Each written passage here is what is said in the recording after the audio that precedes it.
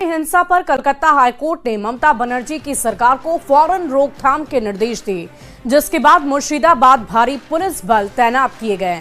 वहीं वक्फ कानून पर ओवैसी के मुस्लिमों को भड़काने वाले बयान जारी हैं, जिस पर बीजेपी और कई मौलानाओं ने भी ऐतराज जाहिर किया है।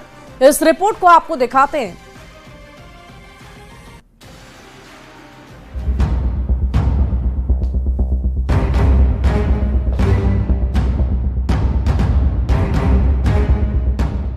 वक्फ कानून के विरोध में पश्चिम बंगाल में हुए हिंसक प्रदर्शनों को लेकर कलकत्ता हाईकोर्ट के आदेश के बाद पुलिस और पैरामिलिट्री के जवानों की संख्या बढ़ाई गई है।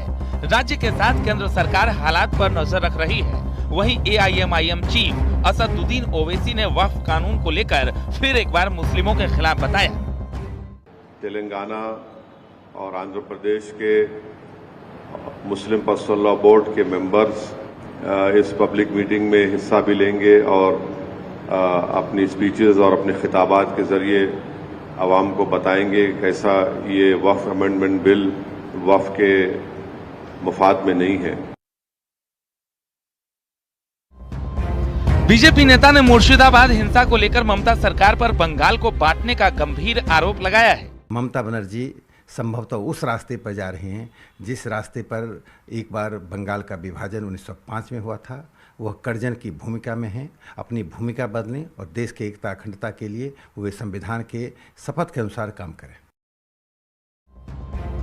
मुस्लिम धर्मगुरु मौलाना शहाबुद्दीन रजवी बरेलवी ने पश्चिम बंगाल में हुई हिंसा में मारे गए लोगों पर अफसोस जताया, तो वहीं साजिद रशीदी ने विपक्ष पर मुसलमानों को भड़काने का आरोप लगाया कि ये जो बिल है वक्फ संशोधन बिल, इससे आम मुसलमानों को कोई नुकसान नहीं है। अब कोर्ट जाने के बाद ऐसा क्या रह गया इसमें कि तुम सड़कों पे भी मुसलमानों को निकाल रहे हो। ये असल में देश में दंगा कराना चाहते हैं, खासतौर से ओवैसी देश में दंगा कराकर मुसलमानों को भड़काकर एक बड़ा आंदोलन छेड़ना चाहते हैं, हिंदू मुसलमान करना चाहते हैं। और फिर ये होगा कि जब बड़े तौर पर ये झगड़ा होगा, ये फसाद होगा, तो इनको कहने का मौका मिल जाएगा कि देखो मुसलमान अब सेफ नहीं है हिंदुस्तान में, अब हमें अलग मुल्क दे दो। ये ऐसा करना चाहते हैं, ये उनकी सोच है।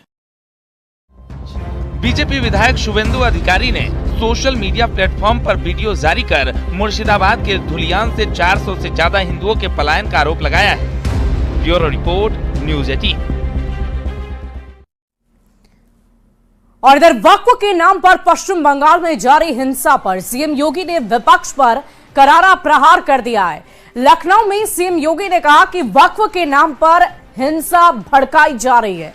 विपक्षी नेता राष्ट्रीय नायकों का अपमान कर रहे हैं। इस रिपोर्ट को आप भी देखिए।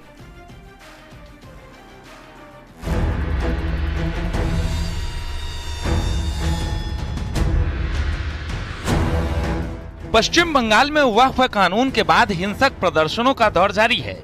अब तक 150 से ज्यादा उपद्रवियों को गिरफ्तार किया जा चुका है। लखनऊ में सीएम योगी ने पश्चिम बंगाल की हिंसा को लेकर विपक्ष पर करारा प्रहार किया। मुर्शिदाबाद 3 हिंदुओं की निर्मम हत्या हुई, उनके घरों से खींच करके उनकी हत्या हुई। और ये सब कौन है? ये सभी वही दलित हैं, वही वंचित हैं, वही गरीब हिंदू हैं, जिसको इस जमीन का सर्वाधिक लाभ मिलने वाला है। सीएम योगी ने कहा कि वक्फ में लाखों एकड़ जमीनों पर कब्जा किया गया, अब कार्रवाई हो रही है तो वक्फ के नाम पर हिंसा भड़काई जा रही है। के नाम पर लाखों एकड़ लैंड कब्जे की गई है और उनके पास कोई कागज नहीं, कोई राजस्व रिकॉर्ड नहीं। और राजस्व रिकॉर्ड नहीं तो सभी को वापस लेने की कार्रवाई, जब इस संशोधन विधेयक संसद में पारित हुआ है और अब इस पर कार्रवाई हो रही है, तो इसके लिए हिंसा भड़काई जा रही है। सीएम योगी ने पूछा कि पीड़ित हिंदू अगर हिंदुस्तान नहीं आएगा तो फिर कहां जाएगा। कांग्रेस, एसपी, टीएमसी उनके खिलाफ रहे हैं, लेकिन बीजेपी ने उन्हें अपनाया। लेकिन कांग्रेस और समाजवादी पार्टी या टीएमसी जैसे दल हमेशा इसमें बाधक रहे हैं और उन लोगों ने उन्हें दोयम दर्जे का नागरिक बनाने का काम किया, शरणार्थी के रूप में रखा। लेकिन भारतीय जनता पार्टी ने उन्हें अपनाया। पश्चिम बंगाल में हिंसा को लेकर सीएम योगी ने विपक्ष पर बड़ा हमला बोला है। वहीं हिंदुओं पर अत्याचार को लेकर कहा कि पश्चिम बंगाल में सियासी फायदे के लिए हिंसा हो रही है। Bureau report, news 18।